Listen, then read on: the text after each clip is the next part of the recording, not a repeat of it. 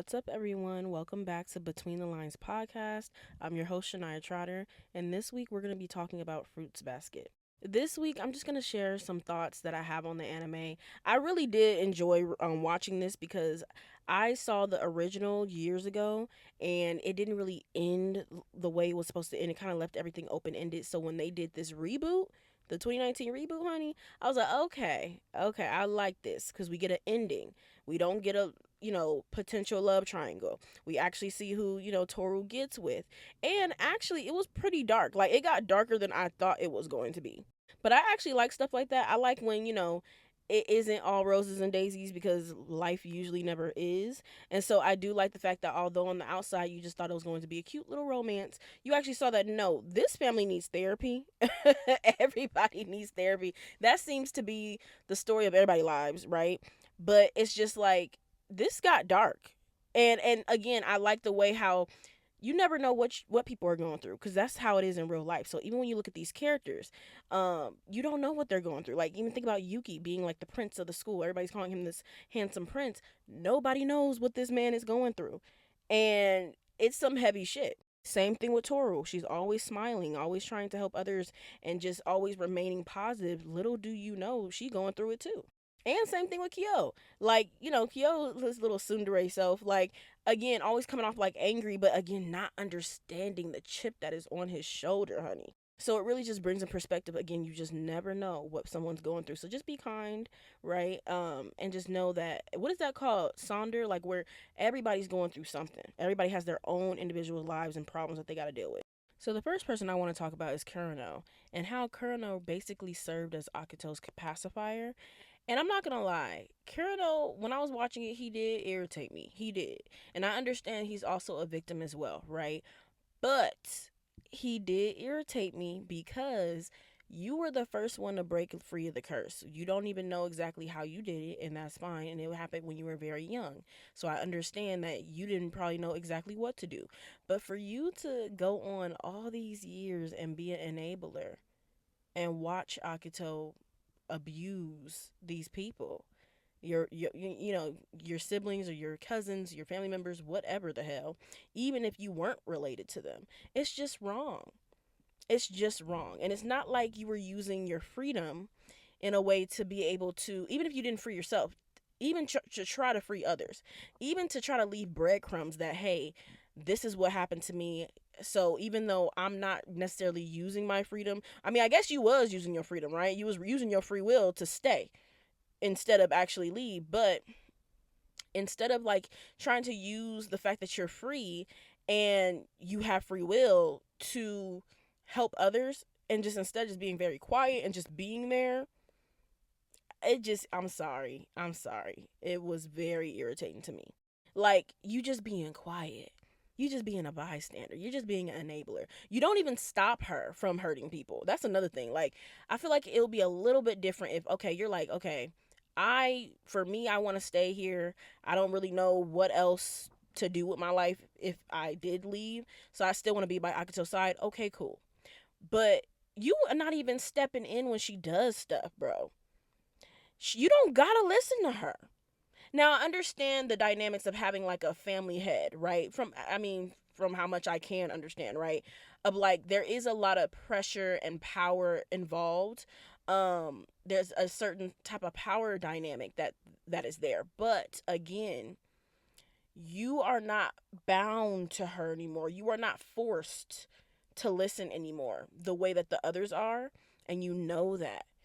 But I do understand there's still a power dynamic in the sense of like, maybe shame being brought upon you if you don't listen. Maybe you could be cast out and cast away to where, okay, now you can't be around any of the people that you know. Now what are you going to do? So I understand there's probably that fear there too. I just don't like the fact that, so again, I'm acknowledging that he's a victim as well. And for this to happen at such a young age, again, where is he going to go if he does get cast out? Where is he going to go? And also, you probably felt in community the fact that even just with you being one of the animal of the zodiac and that you guys are bound in this way, you still probably felt in a sense of like, okay, I still have friends, I still have family, this is my community. Now, without that, who are you? And his frontal lobe wasn't even fully developed when that happened. So again, like, who are you? I do get that, but that still doesn't take away the fact that he irritates me. And he irritates me because he didn't do enough. He didn't do much at all. That's what irritates me. And I'm like, what did that end up getting you? Stabbed. I forget if she stabbed him in the stomach or in the chest or in the back. I forget, but that got you stabbed. And she still got off scot-free. That is something that I, till this day, am still not over. And again, I understand that Akito is a victim too, but that does not take away from the fact that her ass need to be in jail. She does. From all the stuff that she's done, there is no way, there's no reason that she got a happy ending the way that she did. I'm sorry. There has to be consequences for your actions. It don't matter who the hell you are. And she was just given way too much grace for me. That is just something, understand this. When you listen to this podcast, you do not have to agree with me. Okay? Because if you agree, this is one thing about it. You agree with everything that somebody says, at some point you're probably not making your own decisions. You're probably not having your own thoughts. Because you're not a carbon copy of that person. So there's no way you're going to agree with everything that they say. And that's completely okay. I have people that I follow, I have mutuals on social media. I have just people that I love to listen to. I do not always agree with their stuff, and that's completely okay. So I'm just going to let you know that now. You may not agree with everything I say, and that's okay, honey. But best believe they both irritate me. Akito and Kureno irritate me. Akito irritates me more, but Kureno just irritates me in a different way because I'm just like, you the only one that have freedom, and you ain't say nothing. And this is one thing, I don't really care for Shigure as much, but one thing about it, I could definitely understand when he was like, I hate your guts, bro. Like, I just want to let you know I hate you. And it's just like on a different level, because just like, okay, Shigure, he understood something was up. But also the fact that he like, you with my girl, yada yada yada. Which again, when I say little problematic stuff though, like, I know they're not all like, super super related. Like, I know some of them are cousins, others are like, long distance cousins. I mean, they're under the sum of family, so I understand that. But at the same time, it's weird.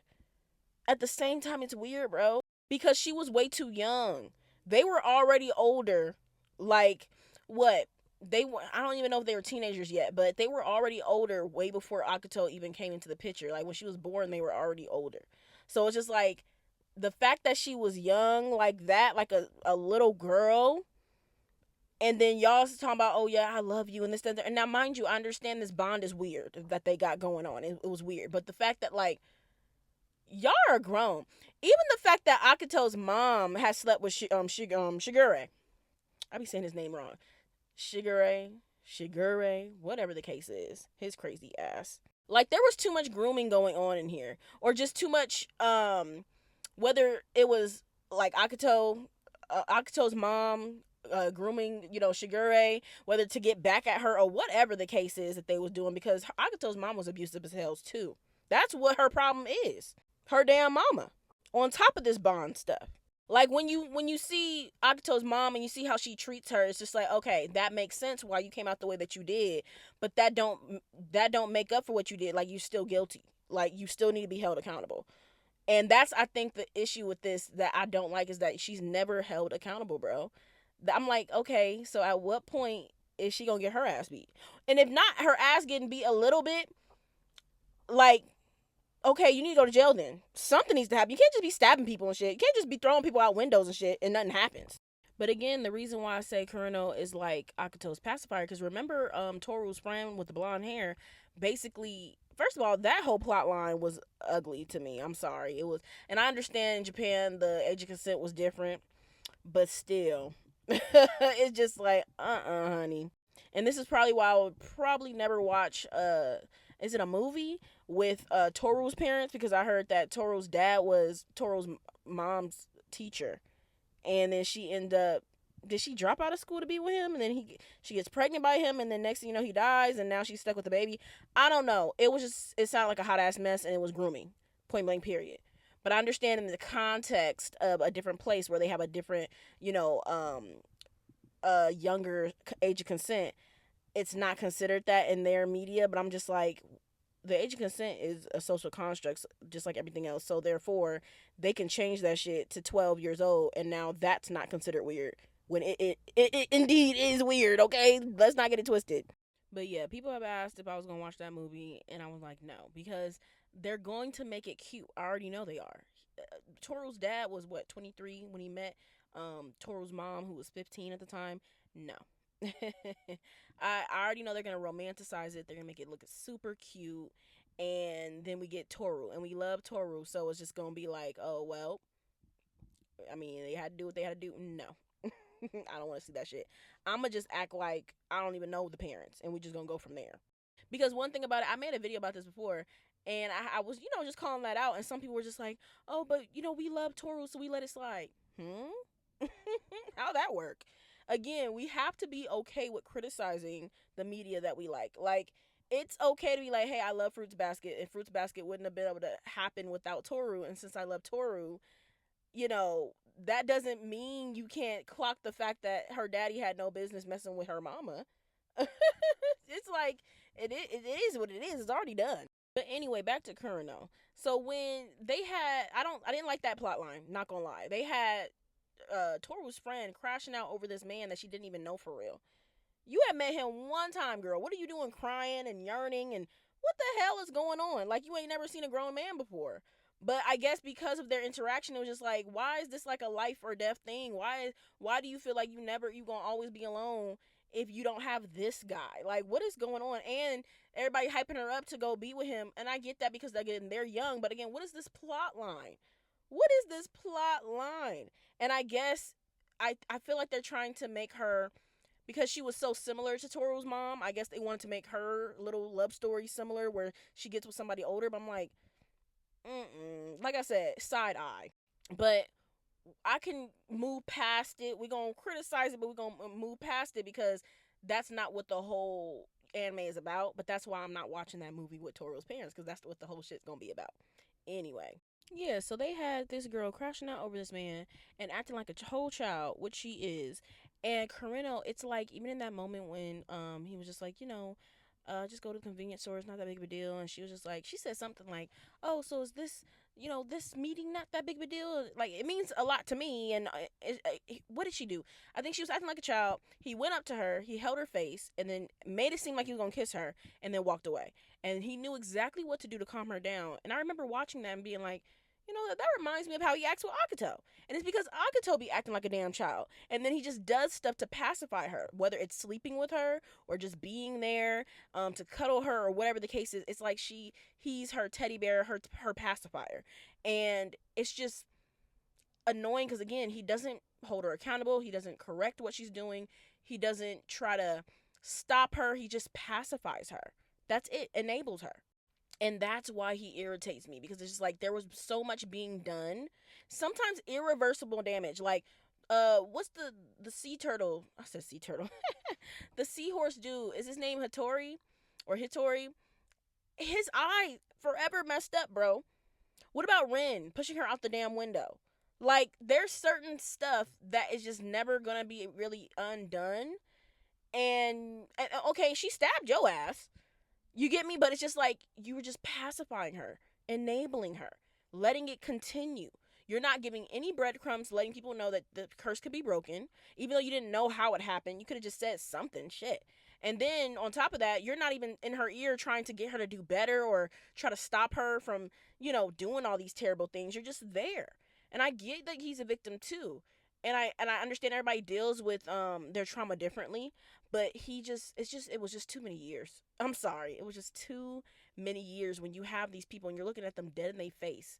And I know she liked to keep him away because of that, but you're looking at them dead in their face, not telling them nothing, knowing that all this crazy shit is happening. Ugh. But at the same time, I understand, again, he's a victim. He's going to deal with it differently.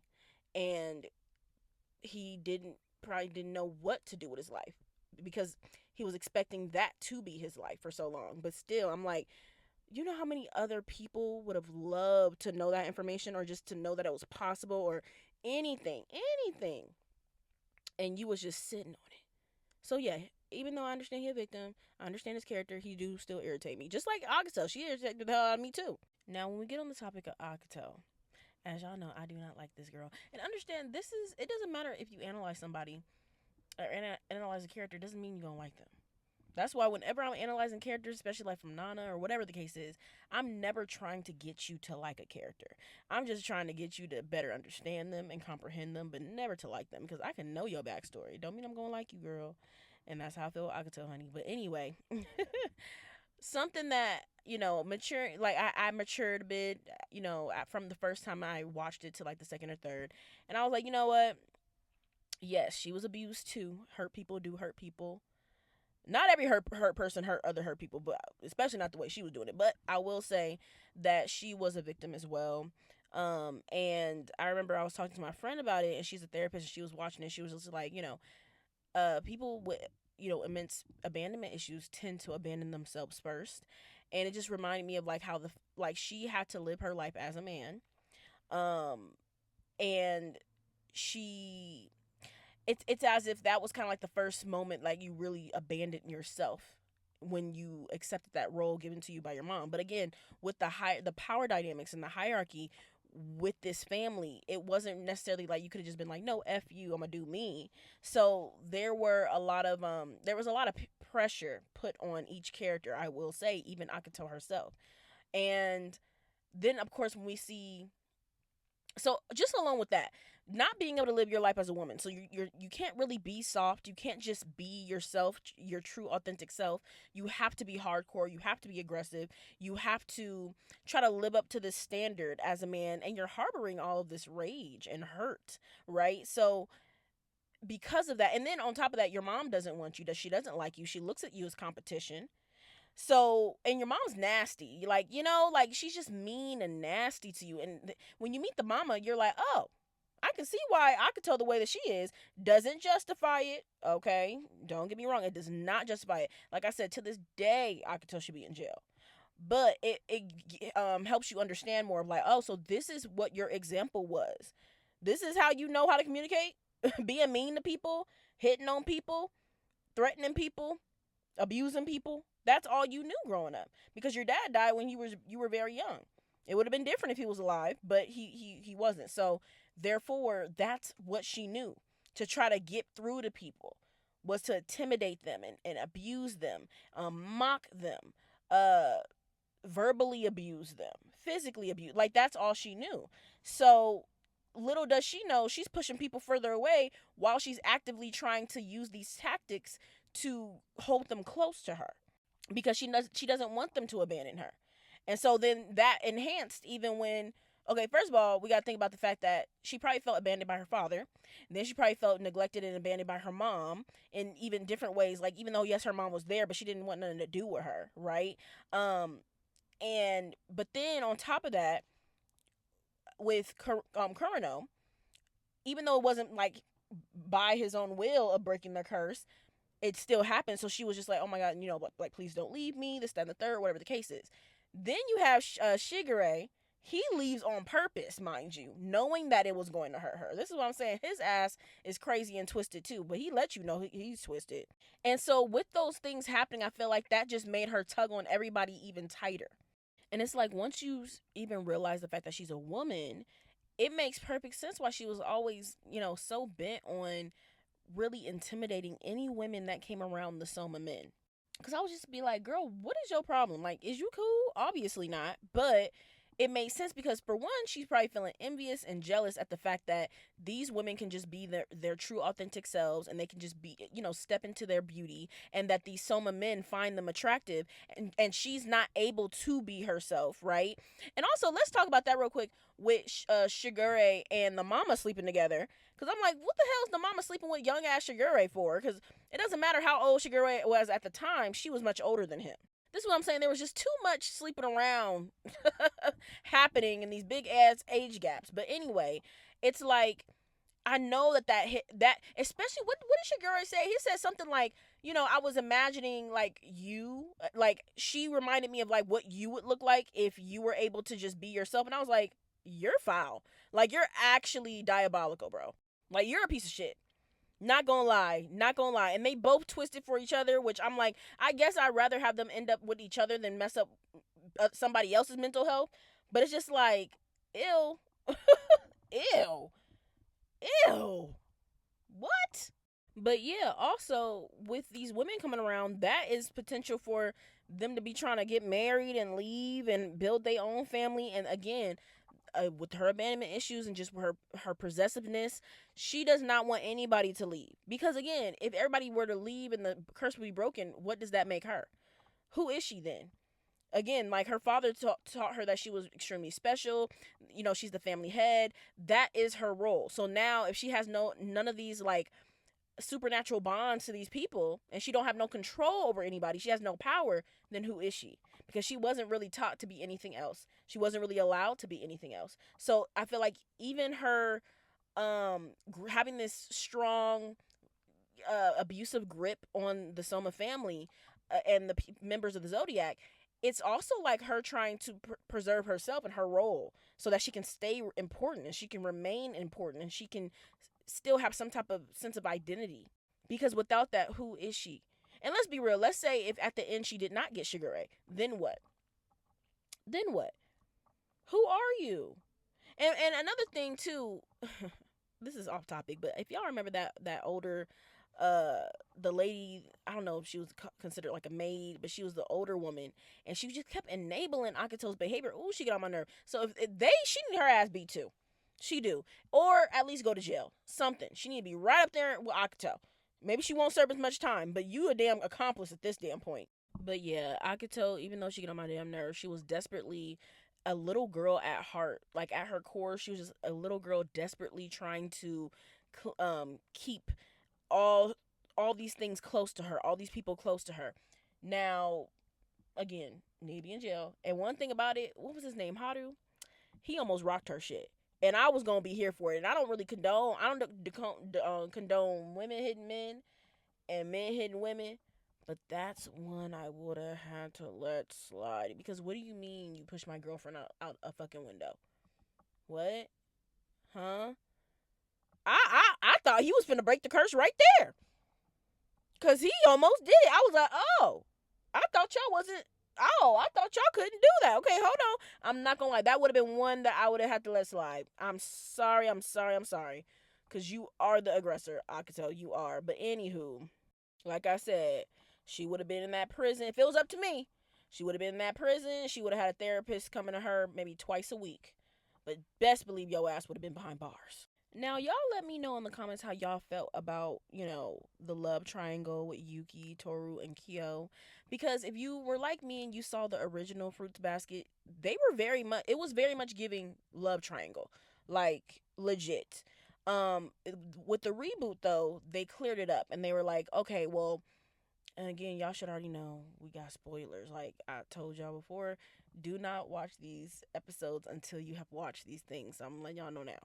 We about to spoil. But basically, as we know, she gets with Kyo, right?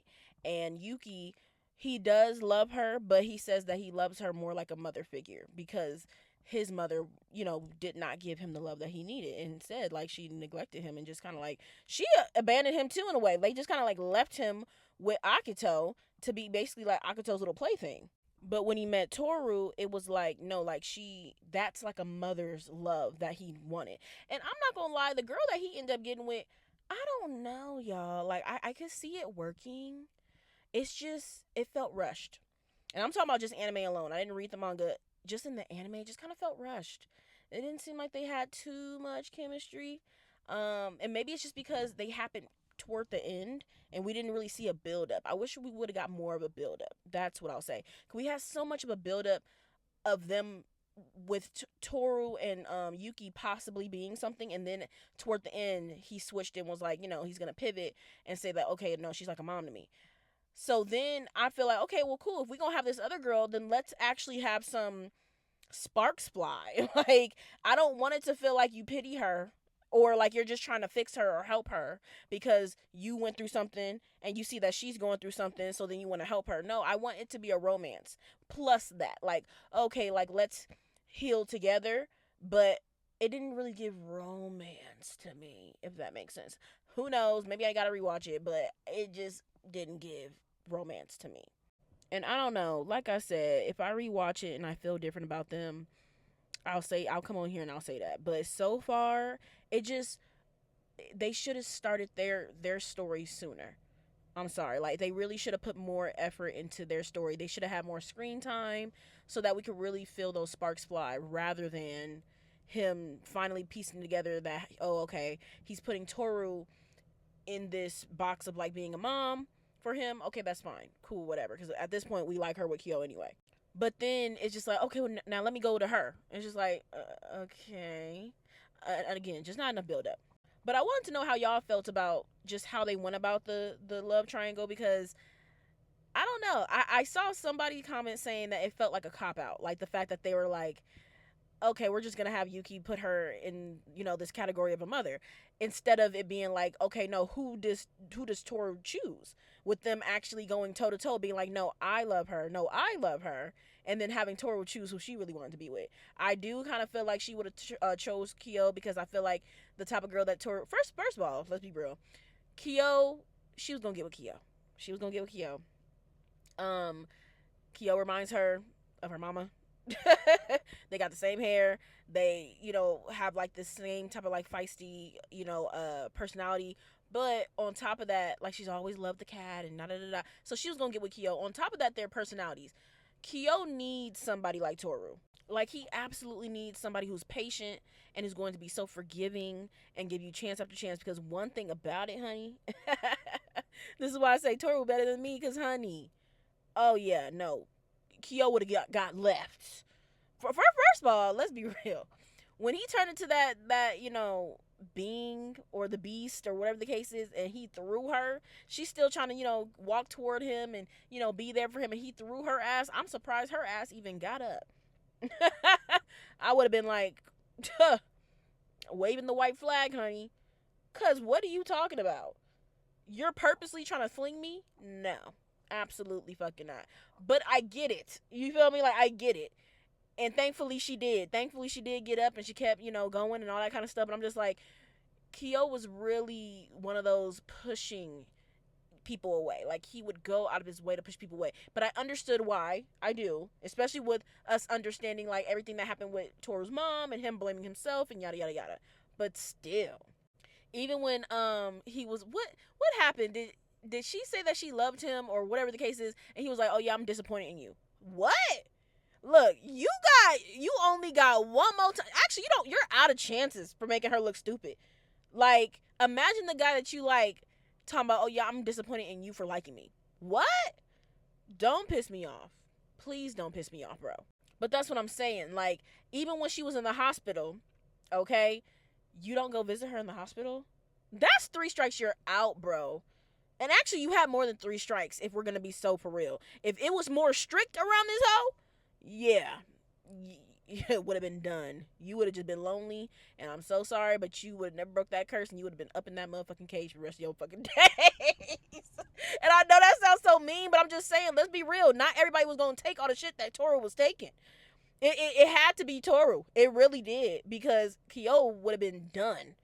Because he's a tough case. He really is. He needs somebody like that. They really, truly do. Even think about when Akito put her hands on her.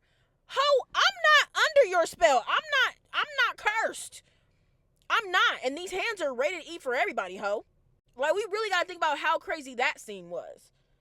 Like, girl, you don't know me like that. Don't scratch me on my motherfucking face. Who are you, bro? This is what I'm trying to say. Like, if I talk about Akito enough, she's going to piss me off.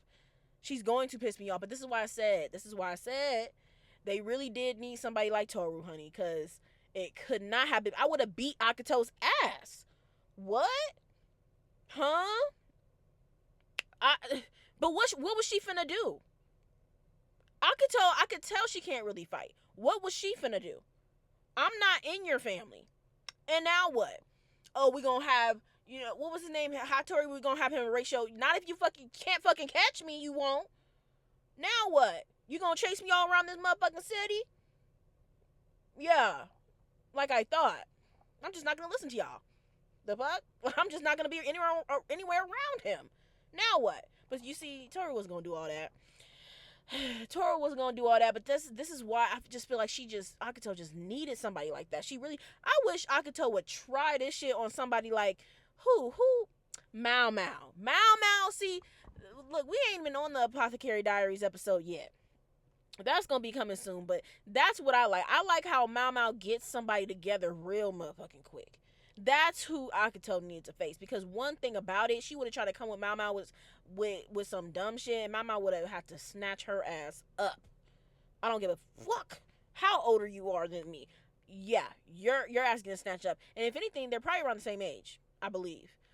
But still, point of the matter is, I guess, they did need Toru. I guess her approach was killing people with kindness. It is what it is. Not everybody built like that. Not everybody built like that, honey.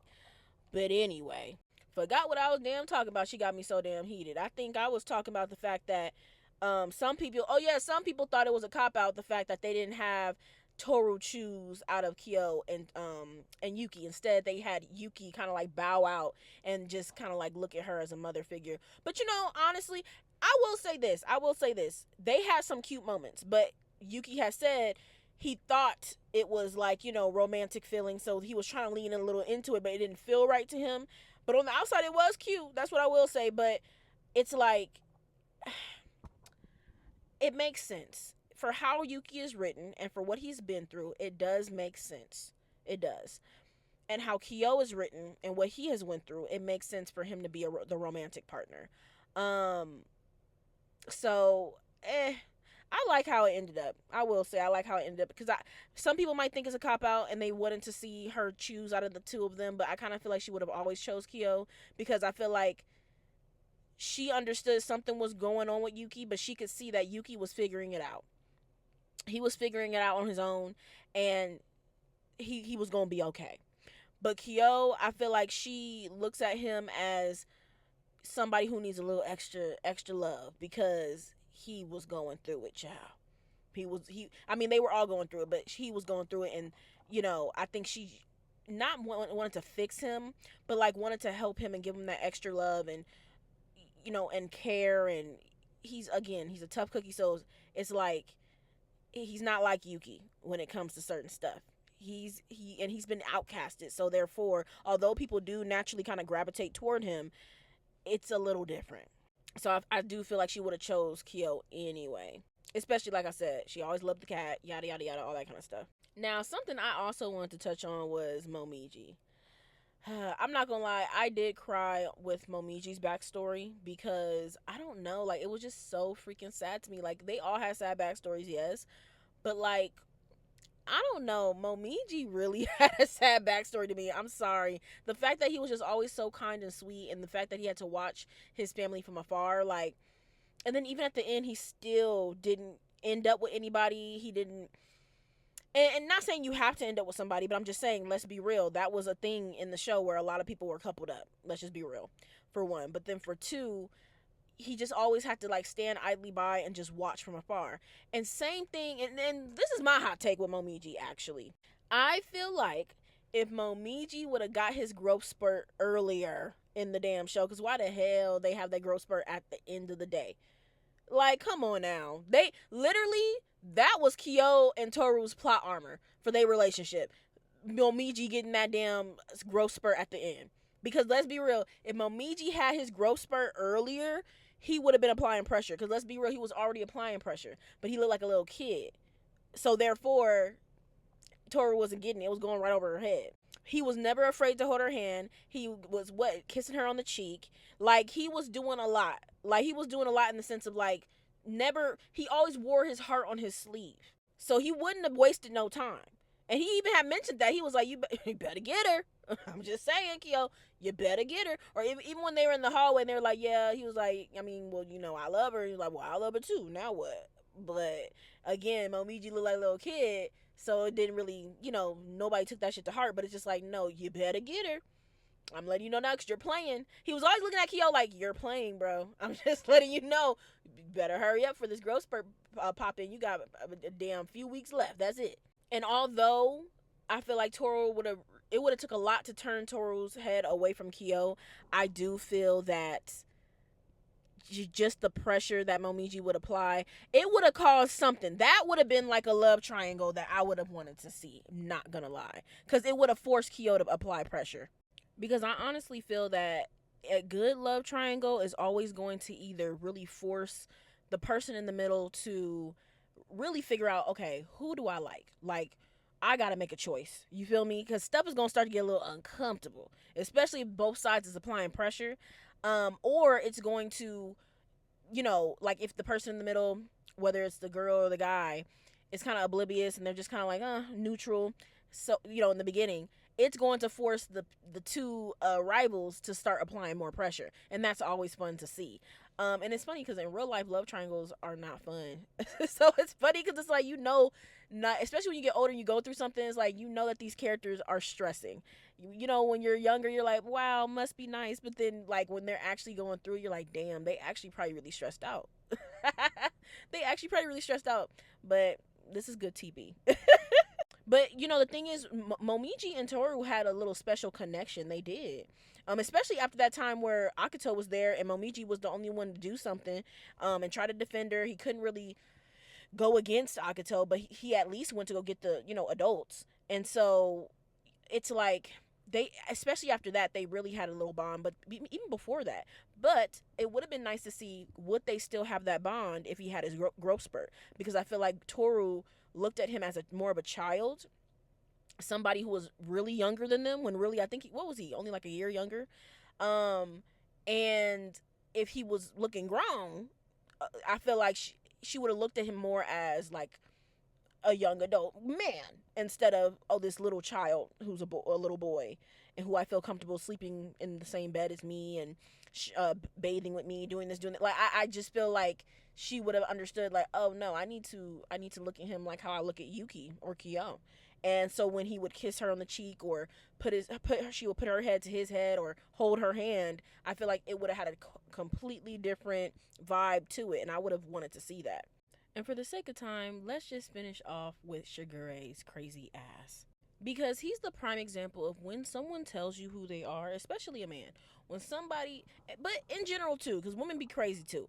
But I will say this, when someone tells you who they are, believe them the first time. This man did not come off like he was actually twisted, but when he tells us he is not a good person and he is a twisted human being, you need to believe him. It don't matter if you think he look good. It don't matter if you think he's funny and charming and charismatic. He is twisted, okay? At his motherfucking core. It's like, part of me is like, ooh, I don't want to wish Akito on Shigure because she a hot ass mess. But then I also don't want to wish Shigure and put Shigure on Akito because he's a hot ass mess. And it's like low key, like even as a woman, I'm like, it's like, no, girl, run. But at the same time, even with her, it's like, no, run the other way. But at the same time, I'm like, I would rather have y'all traumatize each other than traumatize somebody else who don't deserve this shit. I'm just saying, like, y'all are both a hot ass mess. Like, really think back. Shigure did not care about breaking the curse for real. Like, that's why when Ren came to him trying to, look for answers, he was like, you really coming to the wrong person because I'm not pressed for real. Like, I'm actually fine. Like, I could be bound and binded with the person that I'm feeling. Okay, cool. That's cool with me. And it's weird because just like how Akito got off on seeing people squirm and seeing, her words really fuck people up, Shigure got off on that too. He likes seeing people squirm too. He likes seeing them be in tough situations, and he likes seeing them be like tormented, and that's what he liked doing to Akito as well. That's why I'm like, they're like, they're both twisted in their own ways, and I just, it's just ill. And that's why I say, like, to see them happy at the end is just like, y'all need to go see that lady for real. But what really made him be like, okay, something needs to be done was mainly because she slept with Kirino. That's the real reason. That's the real reason he was mad. That's what prompted him to go sleep with her mama. And even the fact that the mama actually slept with him is just like, girl, what the hell is wrong with you? Anyway, but yeah, that made him go sleep with her mama for his get back, which is crazy. You're gonna sleep with my mother? My abuser. My final boss. Really? That's how he playing? Crazy. But he like, well, you slept with Kirino. Now, mind you, again, she over here sleeping with people. And it's just like, this is what I'm saying. Honestly, there is no right person in this situation. They're both wrong. They're both wrong. But like I said, Kureno is just over there being used as a damn pacifier child.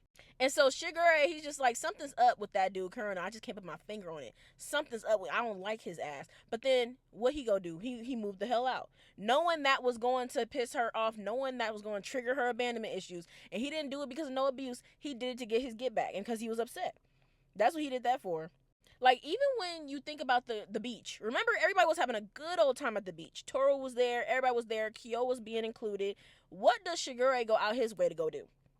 He gonna invite Akito's ass. Why the hell you go do that? Who told you that was a good idea? Because now everybody's uncomfortable, bro. Now Kyo has to be excluded. Now, Toru feels weird and off because now everybody's over there with Akito instead of just hanging out with everybody. Even though that was a segue into, Kyo and Toru getting a little closer. But still, who the hell invited you? But also, let's be real. Akito, that had to be uncomfortable for her, too. Because in her own twisted, dark way, she was trying to bring them closer to her, right? So it had to be uncomfortable for her to see these people who she thought were close to her, like who she thought had down packed, like, okay, I got them, to want to not hang out with her, but to hang out with this other girl.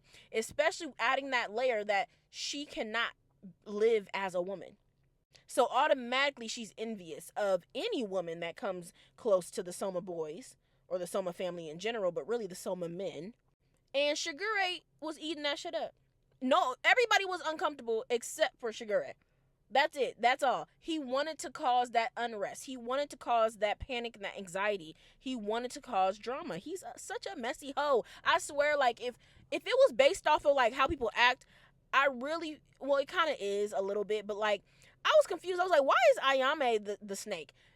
Shigure's ass should have been a snake. Straight up.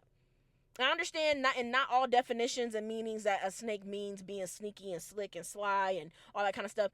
But I'm just saying, if we are going off of that definition, his ass should have been the damn snake. Because that's how he act. He really do. But yeah, this is another reason, though, why, like, Kureno, Akito, and Shigure they just give me an ick. They do. Because even with Shigure, like, confessing his love for her at such a young age. Like I said, I know they had that bond, but again, nobody other than Kureno and Shigure had that type of reaction with her. Like, what is up with y'all? Something's going on, bro, and I don't like it. Very weird.